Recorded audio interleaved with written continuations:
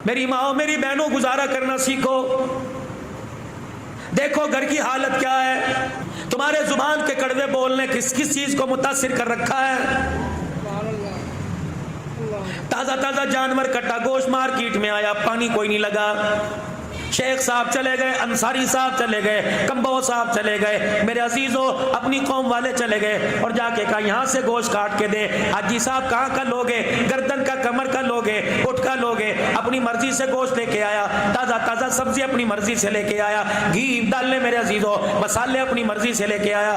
بیوی سے کہا ایسا بنائیو, اللہ اکبر, جوانی کی یاد تازہ ہو جائے, ایسا بنائیو کہ انگلیاں چاٹتا چاٹتا رہ جاؤ. بیوی نے بھی بڑی آؤ بھگت کے ساتھ کھانا بنایا, سالن تیار ہو گیا. گھر والا ٹائم پہ روٹی کھانے کے لیے آیا, آگے سالن روٹی پڑی, ہاتھ بھی دھوئے تھے, بسم اللہ بھی پڑی تھی, وعلی برکت اللہ بھی کہا تھا. روٹی کا ٹکڑا توڑا, سالن میں ڈبویا اور پہلا لقمہ منہ میں لیا, ماتھے پہ بل آ گئے, چہرے کا رنگ بدل گیا. بیوی کہنے لگی اللہ خیر کرے. کہنے لگی کیا بات, ہنڈی کنڈی دیکھ کے نہیں بنائی تھی, ہنڈی کے اوپر کھڑے ہو کے تو نے ہنڈی نہیں بھننی تھی, جب ہنڈیاں بن رہی تھی پک رہی تھی, کہاں چلی گئی تھی. کہنے لگی ہاں ہاں ہنڈیاں پکاتے پکاتے محلے والی آئی تھی, جھانک کے کہنے لگی کیا پکا رہی ہے, لگتا ہے اس کی نظر لگ گئی. اللہ کہتا ہے اس کی نظر کوئی نہیں لگی, ہاں ہاں مسالے 2 نمبر ہوں گے. اللہ کہتا ہے مسالے بھی نمبر 2 کوئی نہیں. گوشت میں پانی لگا ہوگا, اللہ کہتا ہے گوشت میں پانی نہیں لگا. الہ العالمین, اس نے لانے میں کسر نہ چھوڑی, اس نے پکانے میں کسر نہ چھوڑی. الہ العالمین, پھر یہ کھانا کیسے بد ذائقہ ہو گیا.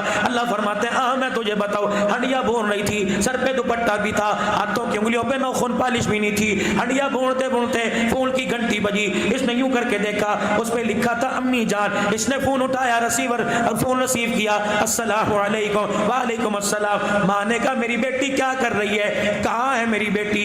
اس نے ہنڈیاں بھونتے بھونتے کہا جس جہنم میں تم نے بھیجا تھا وہیں اور کہاں جاؤں گی, کیا کر رہی ہے. اس نے کہا جو نامراد میرے گلے پڑے تھے, اللہ اکبر, میری امی تو نے آج تک میرے ہاتھ سے انڈا نہیں بنوایا, ان کنجروں کے لیے, ان حرامیوں کے لیے مجھے 12 15 روٹیاں پکانا پڑ رہی ہیں. اللہ کی عزت کی قسم, اور میری بہنوں یہ تیرے زبان کا کڑوا بول, یہ تیرے زبان کا کڑوا بول, یہ تیرے زبان کا کڑوا بول سیدھا تیرے منہ سے نکل کر ہنڈیا کے اندر جا کے کرا جس نے ذائقے کا بیڑا غرق کر کے رکھ دیا.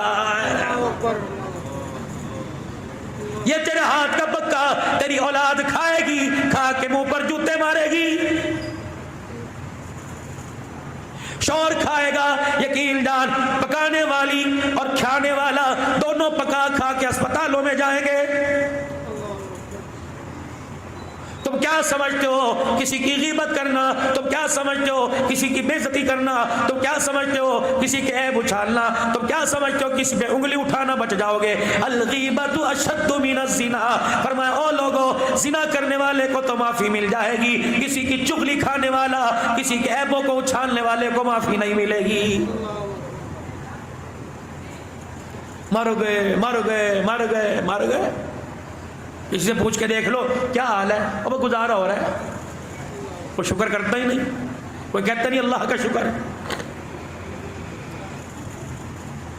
اگر اپنی قابلیت کو دیکھیں تو ہماری قابلیت ایک سوکھی روٹی کی نہیں, قربان جاؤں دیسی گھی کے پروٹھے کھلا رہا ہے. اگر اپنی قابلیت کو دیکھیں تو سادہ پانی کے بھی میرے عزیزو ہم اس کے آگے سر اٹھا کے نہیں مانگ سکتے, لیکن قربان جائیں وہ دودھ کے شربت پلا رہا ہے. شکر کرنا سیکھو. بیوی دعا کر رہی ہے, شوہر آمین کہہ رہے ہیں. بیوی کہہ رہی ہے چل اب روٹی لے کے جا. روٹی لے کے جاتا جاتا کمرے میں گھستا گھستا رک گیا. اب کیا ہوا, عرب کا دستور ہے, مہمان نوازی کی ایک عادت ہے, جب کوئی مہمان روٹی کھانے بیٹھے ہے اس کے ساتھ میزبان بھی بیٹھتا ہے. روٹی ایک, وہ بھی اتنی سی چپاتی, اس کا پیٹ نہیں بھرے گا. اگر 2-4 ٹکڑے میں نے منہ میں لے لیے تو میرا پیٹ نہیں بھرے گا, اس کا نہیں بھرے گا.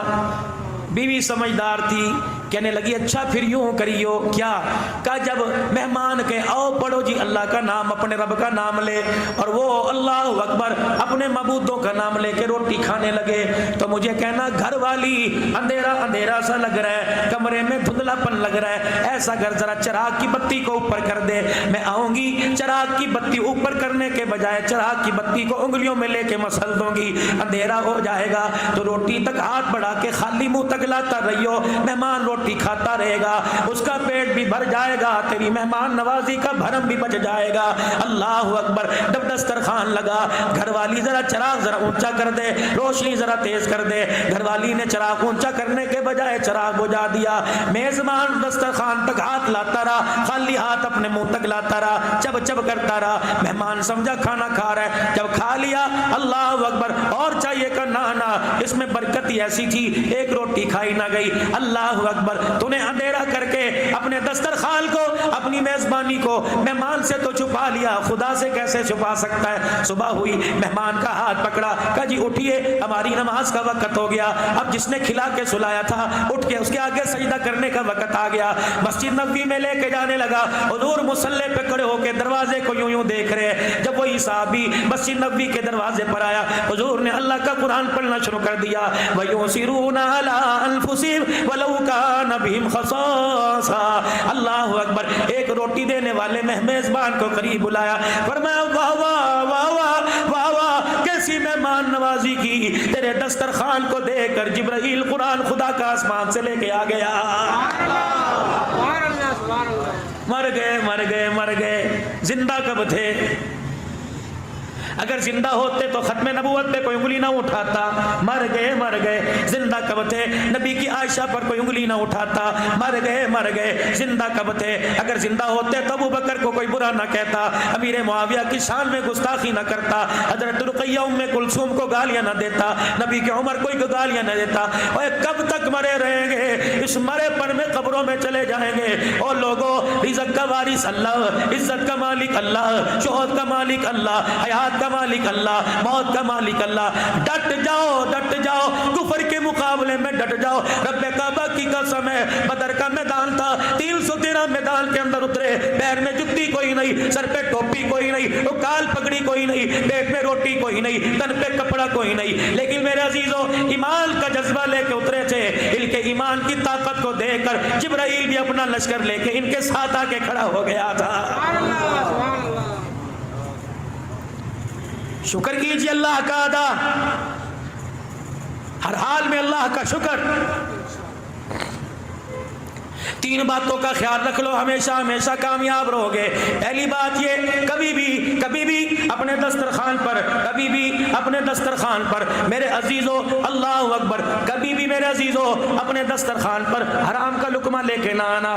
بچوں نے آم مانگے، کہتے بیٹے گنجائش کوئی نہیں، بچوں نے فروٹ مانگا، کہتے بیٹے گنجائش کوئی نہیں، ان کی فرمائش بے شک 15 دن میں پوری کر، ان کی فرمائش بے شک 10 دن کے اندر پوری کر۔ خبردار اپنے بچوں کے لیے حرام نہ لے کے آئیو۔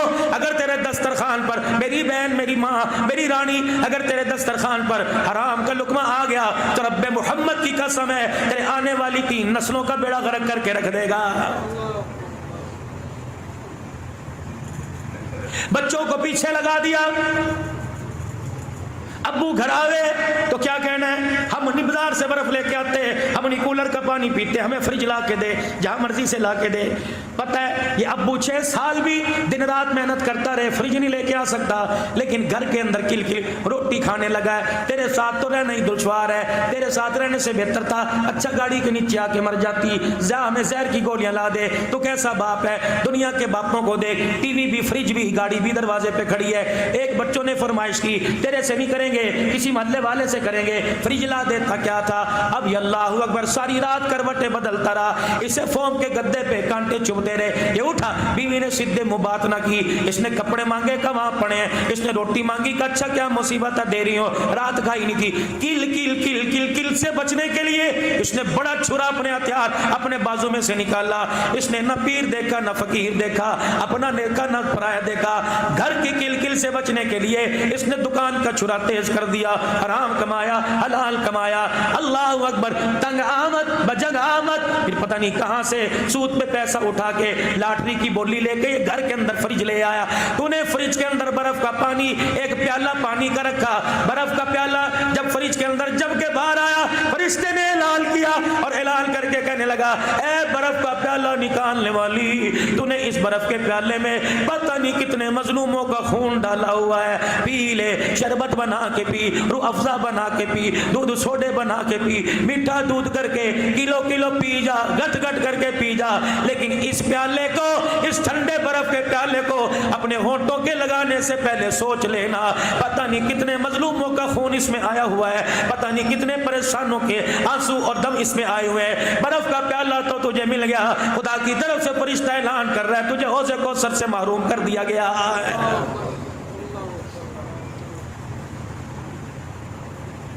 ہمیں نہیں پتا گھر کے قالین اور پردے اس سے پہلے لگیں گے، جہاں مرضی سے لگا، ادھار مانگ رہا ہے، ٹوپی رکھ رہا ہے، راتوں کو چھپ چھپ کے دوست کو فون کر رہا ہے، یار 50,000 دے دے، تیری بھابی بڑا پریشان کر رہی ہے۔ اور میرے یارو، جس نے گھر میں پردے لگائے، جس نے گھر میں قالین لگائے، اسے بھی تو رات کو اٹھ کے دیکھ، کروٹ بدل بدل کے رات گزار رہا ہے یا خراٹے مار کے سو رہا ہے۔ اگر کروٹ بدل بدل کے رات گزار رہا ہے، اٹھ کے اس کے پیروں میں بیٹھ جا اور اس سے پوچھ کہ ہماری وجہ سے تیری نیند خراب تو نہیں ہوئی، ہماری وجہ سے تیری نیند خراب تو نہیں ہوئی؟ اگر تیری بے چینی کا ذریعہ ہم بنے، ہم تیرے سے معافی مانگتے ہیں، ہم گھر کے پردے قالین نہیں چاہتے، ہم ہاتھ پکڑ کے جنت کے اندر تیرا ساتھ چاہتے ہیں۔ آ جا کے نتیجہ کیا نکلتا ہے؟ طلاق دے دے، آسان کام ہے۔